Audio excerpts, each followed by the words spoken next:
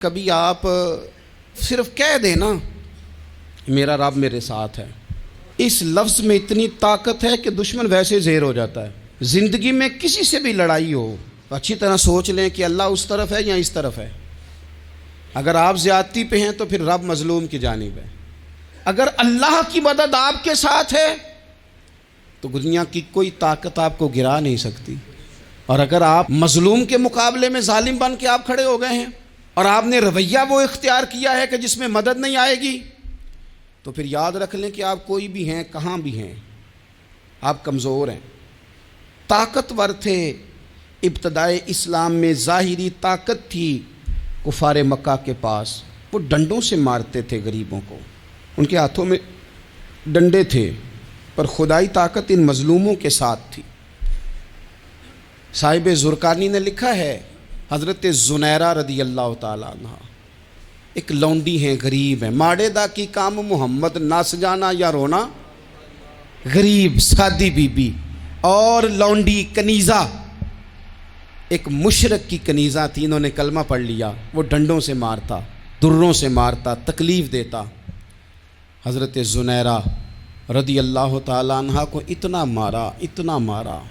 اب آپ ایک اور پہلو پر بھی غور کریں، مار بھی پڑ رہی ہے پر خدا ادھر ہی ہے، اللہ کی مدد ادھر ہی ہے۔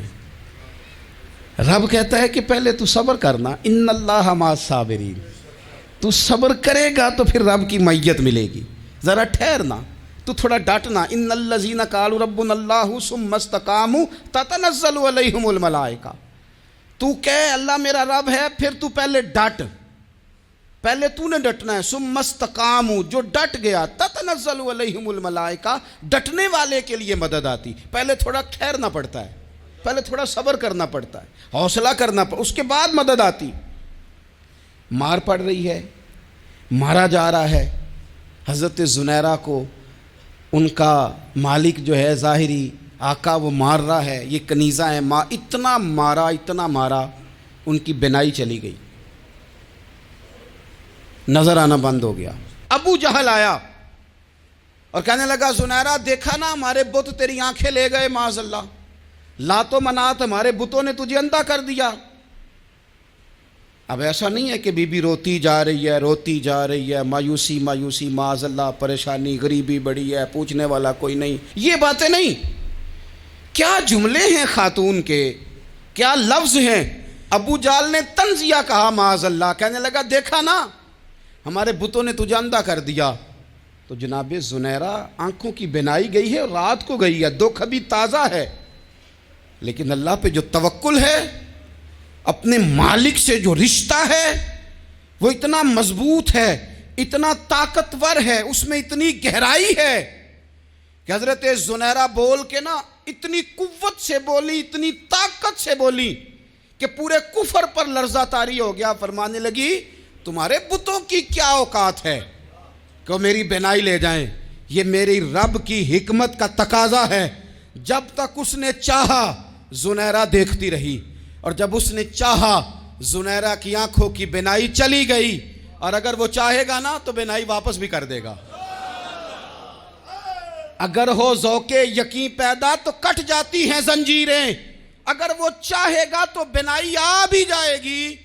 حضرت زنیرہ نے رات کو یہ لفظ کہے، ابو جہل اور سارے کفار ڈر کے سن کے چلے گئے، آپ اطمینان سے آ کے بستر پہ سوئی۔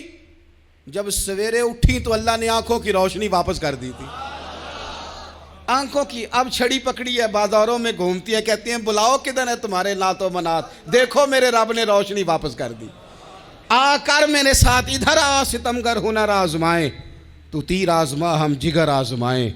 بیمار لوگوں یاد رکھو، کہہ دیا ڈاکٹر نے کہ تو بڑا بیمار ہے، تو بڑا کمزور ہے، یہ ہو گیا وہ ہو گیا، تو ڈاکٹر اپنے علم کے مطابق بات کر رہا ہے، ہوگا تو وہ جو میرا رب چاہے گا۔ کمزور ہو جانا، پریشان ہو جانا، تکلیف میں آ جانا، پتہ نہیں بات ہو گئی ہے تو جانے کیا ہو جائے گا۔ اپنی زندگی کے اندر اپنے رب سے رشتہ مضبوط کریں، رسول کائنات سے رشتہ مضبوط کریں، اللہ والوں سے رشتہ مضبوط کریں۔ حضرت زنیرہ نے پیغام دیا کہ زندگی میں جو جینا چاہتے ہیں تو وہ رب کا نام لے کے جی سکتے ہیں۔ جو اپنی زندگی میں خوشیاں دیکھنا چاہتے ہیں تو رسول اللہ کے نام پر خوشیاں دیکھی جا سکتی ہیں. توکل کی بنیاد پر بندہ خوشیاں لے سکتا ہے. اور اگر انسان میں توکل نہیں ہے تو پھر وہ اس کالے جادو سے بھی ڈر رہا ہے, وہ نیلے سے بھی ڈر رہا ہے, وہ پیلے سے بھی ڈر رہا ہے, وہ فلانے سے بھی ڈر رہا ہے, وہ میرے خلاف فلانا رشتہ دار سازش کر رہا ہے تو ڈر رہا ہے, فلانا میرے بارے میں یہ کر رہا ہے تو ڈر رہا ہے, وہ پتہ نہیں دنیا ادھر ہو جائے گی تو کیا ہو جائے گا. اٹھ باندھ کمر کیوں ڈرتا ہے, پھر دیکھ خدا کیا کرتا ہے.